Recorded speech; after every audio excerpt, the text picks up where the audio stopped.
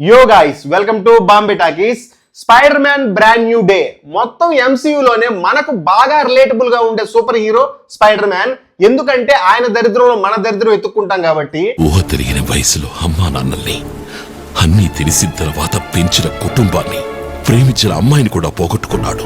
పోగొట్టుకోవడం గురించి మనం వాడితో మాట్లాడకూడదు Padma. Please subscribe Bombay Talkies, like, share and comment. Hype అనే ఆప్షన్ ఉంటుంది, please do hype. Spider Man no way home ఎండ్కి వచ్చేసరికి స్పైడర్ మ్యాన్ అన్ని కోల్పోతాడు. ఆంట్ మే డెత్ తర్వాత తన వల్ల ఎవరికి ఎలాంటి హాని జరగకూడదని ఒంటరిగా ఉందాం డిసైడ్ అయిపోతాడు.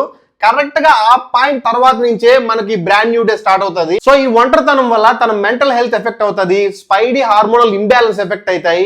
ఈ ఎఫెక్ట్ వల్ల స్పైడర్ మ్యాన్ లో మ్యూటేషన్ జరగడం స్టార్ట్ అవుతుంది. సో ఆ తర్వాత ఏం జరిగింది, విలన్ క్యారెక్టర్ ఎవరు అండ్ విలన్ క్యారెక్టర్ కి ఏం కావాలి, విలన్ క్యారెక్టర్ మీద చాలా క్యూరియాసిటీ మెయింటైన్ చేశారు సినిమాలో.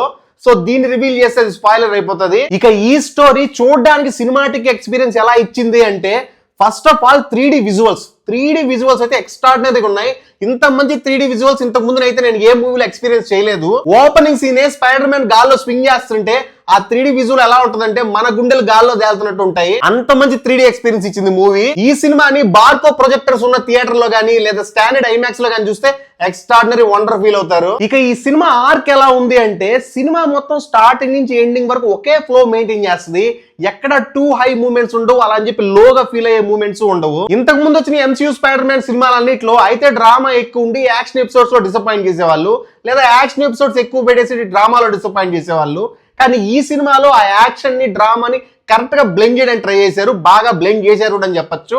కానీ ఇక్కడ మిస్టేక్ ఎక్కడ జరిగిందిరా అంటే, హై మూమెంట్స్ మెయింటైన్ చేయలేదు. మంచి మంచి కామియో ఎంట్రీస్ లేవు.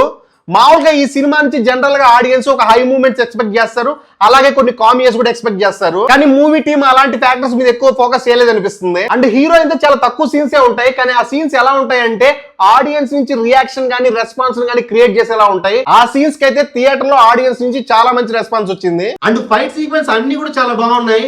డ్యామేజ్ కంట్రోల్ సర్వీస్ బిల్డింగ్ మీద అటాక్ జరుగుతున్నప్పుడు స్పైడర్ మ్యాన్ దాన్ని ఆపడానికి చేస్తున్న ఫైట్ సీక్వెన్స్ గానీ, దాని నింజా టీమ్స్ తో జరిగే ఫైట్ సీక్వెన్స్ గానీ, హల్క్ తో చేసే ఫైట్ సీక్వెన్స్ గానీ, హల్క్ తో జరిగే ఫైట్ సీక్వెన్స్ డ్యూరేషన్ చిన్నగా ఉన్నప్పటికీ అది ఇచ్చే ఎక్స్పీరియన్స్ మాత్రం ఎక్స్ట్రాడినరీగా ఉంది. ఈ సినిమాలో Punisher character limited length character, అంత లాంగ్ లెంత్ క్యారెక్టర్ అయితే కాదు. స్పైడర్ మ్యాన్ గానీ పనిషర్ గానీ ఇద్దరు ఒకే కాజ్ కోసం పనిచేస్తుంటారు, కానీ వాళ్ళ వే ఆఫ్ థింకింగ్ గానీ వాళ్ళ స్టైల్ ఆఫ్ వర్కింగ్ గానీ కంప్లీట్ గా డిఫరెంట్ ఉంటుంది.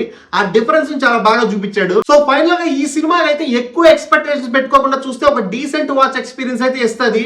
మరి హై ఎక్స్పెక్టేషన్స్ పెట్టుకొని హై మూమెంట్స్ కావాలి, మంచి మంచి కామియోస్ ఉంటాయి, ఇలాంటి ఎక్స్పెక్టేషన్స్ వెళ్తే మాత్రం మీరు డిసప్పాయింట్ అవుతారు. నాకైతే ఈ సినిమా ఒక డీసెంట్ వాచ్ ఎక్స్పీరియన్స్ అయితే ఇచ్చింది, కానీ టెక్నికల్ గా మాత్రం చాలా మంచి ఎక్స్పీరియన్స్ ఇచ్చింది అని చెప్పొచ్చు. ఈ సినిమాకి అయితే ఎలాంటి రేటింగ్ లేదు, ఎందుకంటే ఈ సినిమాని చూడాలనుకున్న వాళ్ళు బాగున్నా బాగాలేకపోయినా ఖచ్చితంగా చూస్తారు.